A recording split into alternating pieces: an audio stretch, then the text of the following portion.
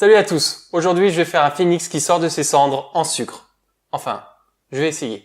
Comme d'habitude, on va jeter un œil sur les croquis. Je vais commencer par souffler le corps de l'oiseau avec une partie de la tête. Ensuite, je lui ajouterai quelques détails pour former les contours des yeux et les orbites. Puis, le bec, je lui ferai les ailes, je vais lui faire un col et des pattes, une crête, un socle et quelques filaments en sucre tiré pour donner un effet d'apparition. Pour le corps, je me prépare un sucre rouge et un sucre jaune. Je satine d'abord le rouge, j'ai fait un test aussi en rajoutant de la poudre à effet. Je boule mon sucre, je fais la même chose avec le jaune. J'entoure ma boule rouge d'un ruban jaune, puis je fais ma cavité pour placer ma canule, que j'ai elle-même entourée d'un sucre pour adhérer.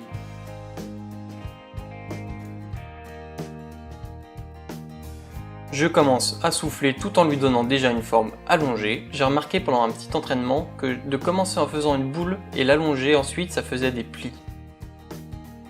J'essaie tout de suite de former le haut du corps car c'est ce qui va refroidir le plus vite.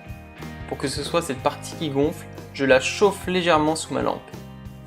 Avec ma main gauche, j'entoure le bas de son corps pour faire en sorte que cette partie ne bouge pas. Je peux maintenant former la tête et le cou. Je lui bombe un peu le torse, j'allonge le tout.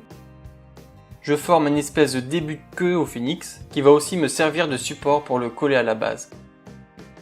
Je l'incline pour lui donner un mouvement, la tête en direction du ciel. J'ai plus qu'à refroidir le tout. J'ai ensuite fait 2 sauts de sucre, mais tirés cette fois-ci pour le reste du phénix. J'aurais peut-être dû rester sur du sucre soufflé pour le contour des yeux, ça m'aurait peut-être permis d'avoir un sucre un peu plus opaque, vous allez voir. À cette partie-là, je vais lui donner un petit peu de volume. Doucement, je vais faire comme je peux, ok ? Ok, vas-y, pardon. Je me coupe une languette de sucre rouge que j'ai légèrement satiné et je la colle juste en dessous l'endroit où je collerai les yeux. J'essaie que ce soit incrusté à la tête, que l'on ne voit plus les soudures en chauffant légèrement. Je fais la même chose de l'autre côté. Je fais ensuite des perles jaunes avec un petit peu de poudre d'or. Je rajoute un fil de sucre tiré noir. Pour faire plus réaliste, on peut tremper les yeux dans de l'isomalte. C'est un dérivé de sucre qui est mélangé à plusieurs ingrédients, qui ne prend aucune couleur lors de la cuisson et est totalement transparent. A l'aide d'un outil, je chauffe l'emplacement et je viens déposer le globe oculaire. Je l'enfonce un peu et ensuite je rabats légèrement la paupière de dessous par-dessus. Ensuite, je passe à la paupière supérieure. Je fais la même petite languette que je dépose juste au-dessus. Je lui fais un rabat à l'extrémité et je pense bien à recouvrir légèrement mon globe oculaire. Je chauffe pour bien intégrer l'élément. Je fais la même chose de l'autre côté. Je passe désormais au bec. Je me coupe un gros triangle en sucre jaune. Je forme le bec à l'aide d'un outil qui a une forme assez adéquate. Et je tords l'embout pour rappeler un peu le bec de l'aigle. Je fais la même chose pour la partie inférieure mais un peu plus large cette fois-ci. Je colle d'abord la partie inférieure, je chauffe un peu pour qu'il épouse bien la forme et redresse un peu l'embout. Même chose pour la partie supérieure. La prochaine fois que je fais un animal avec un bec, je pense que je vais essayer en faisant le bec en entier à part, pour ensuite le coller seulement. La tête est pratiquement terminée, je passe tout de suite aux ailes. Je me sers du corps de mon phénix pour dessiner une aile sur une feuille. Je la découpe et m'en sers de gabarit pour la reproduire avec mon sucre tiré rouge. 2 fois bien entendu. Après avoir vérifié que la taille et la forme conviennent bien, je les ajuste. Je les tords un petit peu sous ma lampe à sucre en les chauffant très légèrement et je les refroidis devant le ventilateur. Je fais maintenant les plumes. Je vais commencer par le dessous des ailes. Je vais faire pour ça les plumes une par une avec 3 couleurs différentes. Jaune, orange, pour celui-ci je vais mélanger du jaune et du rouge, et le rouge. J'ai beaucoup hésité à la forme que j'allais leur donner. En faisant mes croquis tout arrondis, j'avais peur que ça fasse un peu pigeon. Donc j'ai fait juste celle du dessous comme ça. Je place les jaunes aux extrémités. C'est important que je commence par le bas de l'aile et que je remonte après parce que je vais les chevaucher.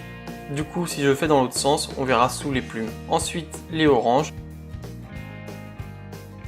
Et enfin les rouges qui vont être contre le corps. Je les ai peut-être fait un petit peu grosses maintenant que je les vois en vidéo. Je vais tout de suite coller mes ailes au corps pour ne pas risquer de casser les plumes déjà posées. Pour ça, je chauffe bien mon sucre. C'est super important l'inclinaison que je vais lui donner parce que je veux garder le même mouvement dont je vous ai parlé tout à l'heure. Donc on doit avoir l'impression que les ailes se déploient. Je fais les plumes qui seront au-dessus des ailes, ce sera le même principe sauf que cette fois-ci je vais faire des plumes pointues. Toujours pareil, je vais faire les 3 couleurs pour avoir un dégradé. Je dois faire super attention parce que maintenant les pointes des plumes risquent de se casser très facilement. Ça paraît pas, mais c'est vraiment très dur de faire beaucoup de petites pièces comme ça.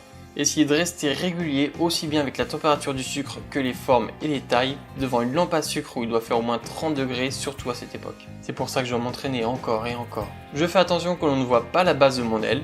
Je finis de mettre les dernières plumes de rouge et voilà. Désormais, je fais un sucre coulé pour le socle. Un sucre coulé, c'est tout simplement un sucre que l'on coule. Allez, moi je vous dis à la prochaine pour une prochaine vidéo, encore un sucre. Alors je peux pas dire grand chose de plus en même temps. Je le coule dans un cercle que j'ai huilé, je l'ai coloré en noir et je lui rajoute un peu de poudre à effet or. Et je lui donne un mouvement avec la pointe de mon couteau. Je trouve que j'en ai beaucoup trop mis mais bon, le mal est fait. Une fois bien froid, je chauffe le centre et je dépose mon phénix.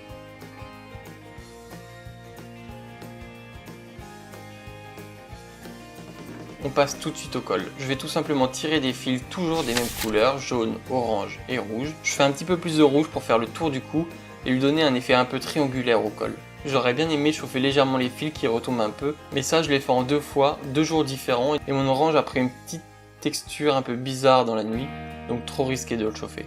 Enfin bref, je lui fais des pattes. Pour ça je tire du sucre noir, je fais un fil que j'entoure d'un autre, celui-ci un peu plus fin.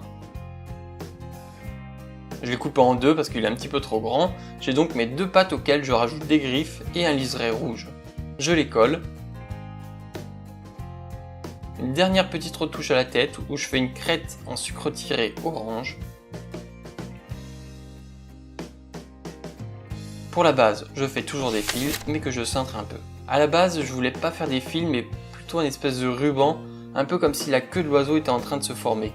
Et j'avais peur que ça fasse lourd visuellement. Je les place tout autour de l'oiseau, et voilà, notre phénix est terminé.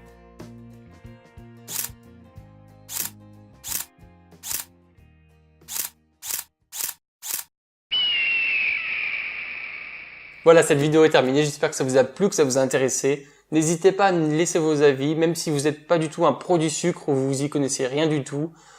Par exemple, moi je trouvais que les pattes étaient trop hautes par rapport à la base de l'oiseau. Voilà, je sais pas ce que vous en pensez, dites-le moi dans les commentaires. La prochaine vidéo aura un petit peu de retard, je m'absente 10 jours, donc je vous dis à la prochaine, salut.